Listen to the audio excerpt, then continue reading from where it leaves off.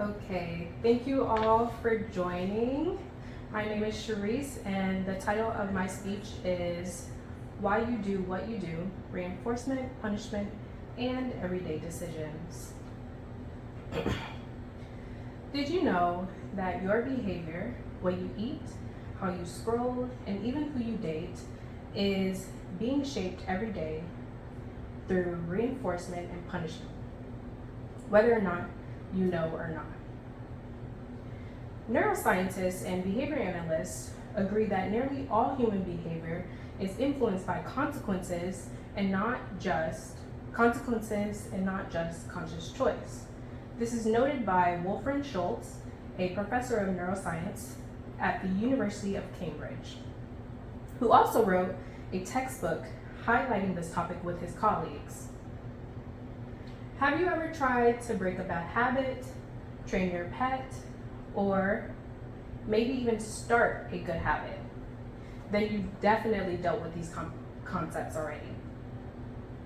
As an RBT studying to become a BCBA, I use reinforcement and punishment strategies professionally and understand how they apply across education, therapy, and everyday life. Reinforcement and punishment are powerful tools that influence our actions, usually without us realizing it. And today I'll explain the difference between reinforcement and punishment and how these concepts apply to daily life, and discuss why understanding them can help us improve how we parent, how we work, and interact with others. So let's start by breaking down what these terms actually mean. According to a general psychology textbook chapter focused on reinforcement and punishment, reinforcement increases the likelihood of a behavior happening, and punishment decreases the likelihood of the behavior happening again. So both can be positive or negative, but they're not both can be positive or negative, but they're not necessarily good or bad. So the positive adds something and the negative removes something. So for example, let's say there's a child doing homework. They don't usually do their homework on time, and maybe they slack off a little bit. So you see them doing their homework on their own and you give them praise. That would be positive reinforcement, because you are giving something positive to reinforce the behavior. You want it to happen again. Now that you know what these terms mean, let's see how they show up in your life. So as adults, we go through many new things that we have never experienced before. According to Georgia Turner and her colleagues, who wrote a journal surrounding the topic of psychiatric neuroscience and therapeutics, social media is one of the most influential reinforcements for us. So for instance, likes.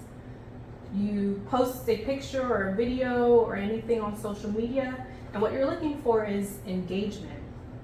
So let's say you get a bunch of likes on your photo or video or whatsoever.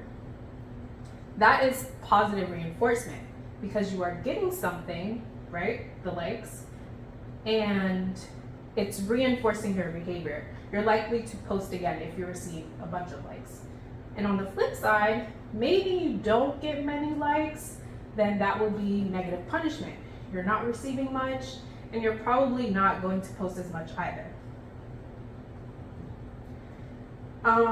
Now let's say work. So you're at work and you're creating a presentation to present to your fellow colleagues. You present the presentation, you're a little nervous, and then afterwards, your boss comes up to you and gives you praise, says, wow, that was really a great presentation, and even says that you may be on track for a raise. That would be positive reinforcement again. And in romantic relationships, so a negative punishment would be the silent treatment. So Let's say you do something that your partner doesn't like and they end up giving you the silent treatment. That would be negative punishment because they're taking away something in order for the behavior not to happen again. Now, it may not be the best way to communicate that, but again, it's just a great example to show you what the definition means. So, what do we actually do with this knowledge? B.F. Skinner, who revolutionized the way practitioners approach therapy with or treatment with children with autism, he emphasized that behaviors and habits can be shaped by reinforcement environmental stimuli, meaning you can shape your own habits by using these techniques. It helps with parenting, teaching, and even improving relationships. In ABA, we focus on ethical and effective treatments, reinforcement strategies to empower and not control our clients.